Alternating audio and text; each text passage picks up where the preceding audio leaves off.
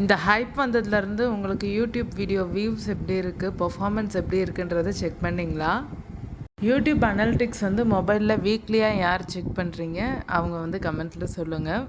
YouTube studio ஆப்பில் analytics போய்ட்டு உங்களுக்கு வீக்லி ரீகேப்னு சொல்லிட்டு இருக்கும். அதை நீங்கள் கிளிக் பண்ணி பார்த்தீங்கன்னா உங்கள் சேனலுக்கு எத்தனை சப்ஸ்கிரைபர்ஸ் இருக்காங்க, எத்தனை பேர் வந்து வாட்ச் பண்ணியிருக்காங்கன்ற ஹிஸ்ட்ரிலாம் காமிக்கும். லைக்கு, ஷேரு, கமெண்ட்ஸு, ஹைப் எத்தனை பண்ணியிருக்காங்கன்னு சொல்லியும் வந்து காமிக்கும். இதெல்லாம் இப்போ நீங்கள் வாட்ச் பண்ணியிருந்தீங்கன்னா இப்போ புதுசாக ஹைப்பும் வந்து காமிக்கும். அவங்க எந்த வீடியோ வந்து ஸ்பெசிஃபிக்காக வாட்ச் பண்ணியிருக்காங்கன்னு சொல்லிட்டும் வந்து காமிக்கும். எதை தேடி வந்து வாட்ச் பண்ணியிருக்காங்க அப்படின்றதையும் உங்களுக்கு வந்து காமிக்கும். இதெல்லாம் நீங்கள் கவனிச்சிருக்கீங்களான்றதை மறக்காமல் சொல்லுங்கள். நம்ம வீடியோவில் வந்து ஹைப் ஆப்ஷன்ஸ் வந்து இருக்கும். அந்த ஹிஸ்ட்ரி வந்து தெரியாது, யார் கொடுத்தாங்கன்னு சொல்லிட்டு வந்து நமக்கு தெரியாது.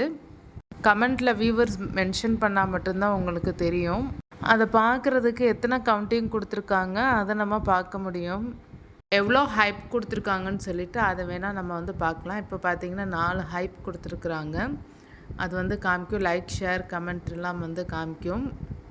அதே மாதிரி லைக்கு, டிஸ்லைக், சூப்பர் தேங்க்ஸ் எல்லாம் பக்கத்தில் இருக்கும் இல்லையா, அதுக்கு பக்கத்துலேயும் ஹைப் வந்து வந்திருக்கு ஒரு சில ஃப்ரெண்ட்ஸுங்களுக்கு.